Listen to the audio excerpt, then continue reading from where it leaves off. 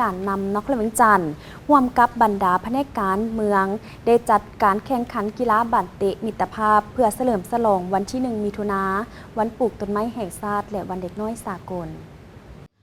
การแข่งขันกีฬาบันเตะนัดพิเศษมิตรภาพเพื่อสร้างขบวนการเฉลิมฉลองวันปลูกต้นไม้แห่งชาติครบรอบ101 ปีและวันปลูกต้นไม้แห่งชาติครบรอบ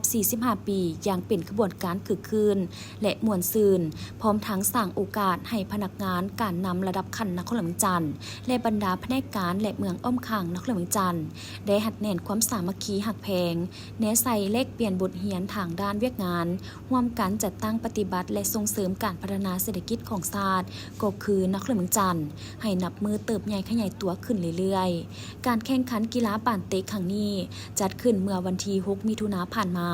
ที่สนามกีฬาบันเตะหญ้าเทียมเบสสวรรค์ FC โดยภายใต้การนำพากิจกรรมเข้าร่วมมีท่านภูวงศ์วงคำสาวหองเจ้าของนครหลวงจันทร์ประธานสมาคมกีฬากายกรรมนครหลวงจันทร์ท่านบุญตาเทพวงศ์ประธานกรรมาธิการวัฒนธรรมสังคมสภาแห่งชาติทั้งเป็นสมาชิกสภาแห่งชาติประจำเขตเลือกตั้งที่1นครหลวงจันทร์และท่านถนอมทำทองประธานแนวเราสั่งชาตินครหลวงจันทร์พร้อมด้วยบรรดาหัวหน้าแผนกเจ้าเมืองและพนักงานที่เกี่ยวข้องเข้าร่วมในกิจกรรมครั้งนี้ท่านบุญมีเหลี่ยมไสยจักรประธานสหพันธ์บันเตะคนพิการตาแห่งชาติลาวห้องประธานสหพันธ์บันเตะนครหลวงจันทร์และทั้งเป็นประธานบริษัทเบสสวรรค์อินเตอร์จำกัดผู้เดียวได้มอบเครื่องกีฬา80สูตรรวมมูลค่าหลายกว่า10 ล้านกีบให้แก่ทีมการนำนครหลวงจันทร์และบรรดาแผนกการผสมกับเมืองอ้อมข้างนครหลวงจันทร์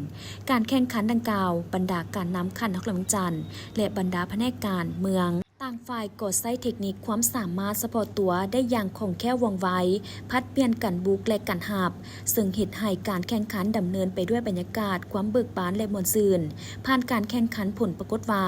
ทั้ง2ทีมบ่สามารถเอาชนะกันได้เสมอกันไปแบบสุดม่วน11-11 ประตู